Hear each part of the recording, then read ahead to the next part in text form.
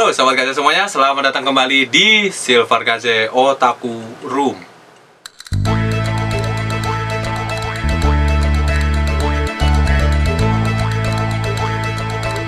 Ya, Otaku Room kali ini akan bahas lagi tentang Danmachi dan Jenny Motomeru. Nah itu Kaze mulai agak ingat ya. Jadi Kaze sekalian mau memberikan informasi, lebih tepatnya sih konfirmasi tentang bahasannya Danmachi itu yang episode 6 ini ternyata Kaze salah upload hitungannya ya. Jadi harusnya upload tepat hari Jumat, jadi meleset ke mungkin Senin atau Selasa kemarin kalian baru lihat.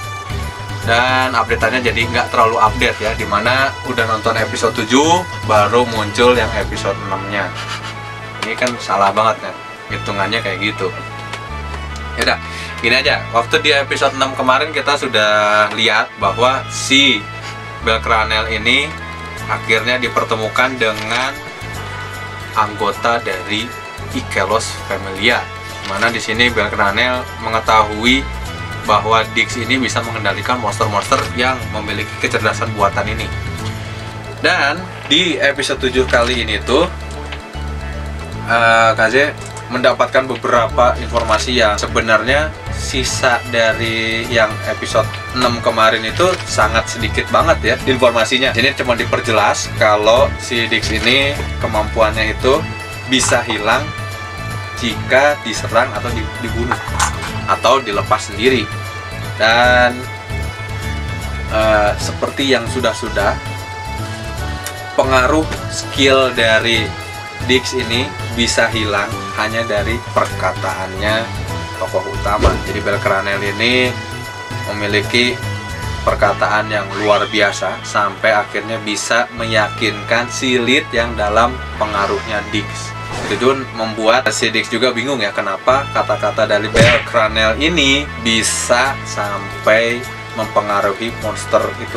Dan kalau dari sisinya Kaze, pengaruh itu tuh karena ketulusannya si Belcranel ini, alias si tokoh utama yang polos ini tuh cara mikirnya cukup ajaib ya. Kalau misalnya Kaze selalu bilang di bahasan Silver Kaze Otaku Room untuk bahasan Danmachi ini, akhirnya Kaze pengen bilang kalau Belcranel ini tergolong MC atau main karakter yang cukup gila tapi polos.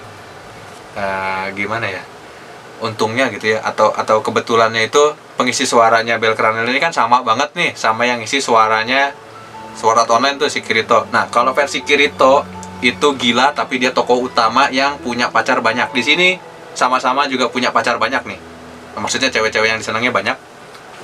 Tapi kalau Kirito itu sifatnya dia mementingkan orang lain, enggak juga ya, si Belcranel juga mementingkan orang lain tapi lebih apa ya, lebih lemah lembut. Kalau Kirito kan lebih kasar juga gitu. Dia sih kayak gitulah. Balik ke topik lah. Kalau di sini kita lihat si Belcranel ini sampai bisa meyakinkan para monster-monster itu tuh karena mereka punya ikatan yang cukup aneh dan bisa menaruh keyakinan pada Belcranel supaya bisa mempersatukan manusia dengan monster gitu ya. Jadi Kaze berharap ini episode 7 ini adalah titik awal pembuka solusi untuk para Xenos ini menaruh simpati kepada atau menaruh kepercayaan ya kepada Belcranel, supaya mereka lebih yakin bahwa ternyata ada manusia yang masih peduli dengan monster meskipun sudah tahu kalau monster itu kurang baik untuk berdampingan dengan manusia. Dan tentu saja di sini terjadilah bersih tegang kembali, dimana si Dix ini memberitahukan tempat ditawannya si Wine. Dan Kaze juga baru tahu ternyata di monster-monster Xenos ini tuh ada kristal yang membatasi kesadaran manusianya dengan kesadaran monsternya. Jadi kristal ini kalau misalnya lepas, monster ini bisa berubah jadi lebih ganas. Yang Kaze bilang aneh itu terjadi di episode 7 ini, ketika Wina sudah kehilangan kesadarannya. Hanya dengan keteguhan hatinya si Belcranel, Wina ini bisa luluh lagi seperti halnya dia punya ingatan saat masih terpasang si kristalnya. itulah makanya kenapa Kaze penasaran nonton ini dan Maji dari season 1 sampai sekarang. Intinya sih begitulah. Oke, kalau gitu untuk episode 7-nya ya mungkin menurut Kaze sih yang ditambahin cuman di akhir doang nih ya. Di akhir doang nih kita melihat titik masalah di mana si Wina ini dikendalikan oleh Dix. Jadi ada satu kesempatan Belkranel ini menyerang si Dix dan Kaze mikir juga waktu adegan itu tuh si Dix ini kena pukulan telak, padahal dia melepaskan serangannya supaya pukulannya si Belkranel tuh nggak telak ke dia. Dan di sini tujuan dia adalah mengendalikan si Wina. Nah, Wina ini akhirnya dikirimkan ke luar dungeon, artinya dia pasti bakal menyerang seluruh warga yang ada di kota. Namun apesnya kejadian yang ada di opening yang pernah Kaze bilang, si Ace Wallenstein ini mengacungkan pedangnya ke Belkranel, ini bakal kejadian karena familianya si Ace Wallenstein ini sudah menunggu di luar untuk membunuh si Wina. Intinya seperti yang dia bilang, kalau misalnya monster apapun itu pasti akan dihajar sama si Ace Wallenstein.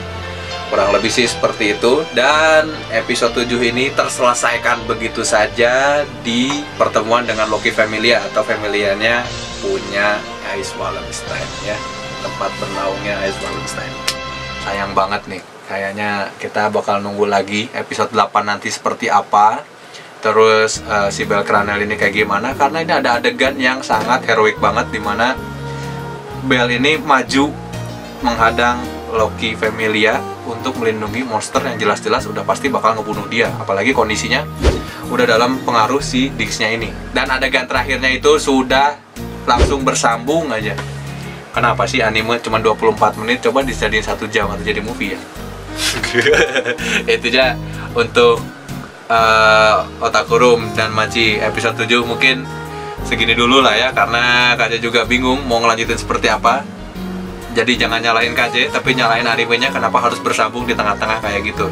Kita tungguin aja minggu depan, dan minggu depan pasti Kaze bakalan review lagi untuk episode 8-nya. Semoga reviewan Kaze bisa lebih bagus. Oke, jadi di episode 7 ini Kaze sudah cukupkan segitu dulu. Thank you buat yang udah mampir, dan nanti Kaze bakal bacain komentar-komentarnya. Kayaknya Kaze bakal bacain komentarnya di bahasan yang Tonikaku Kawaii ya.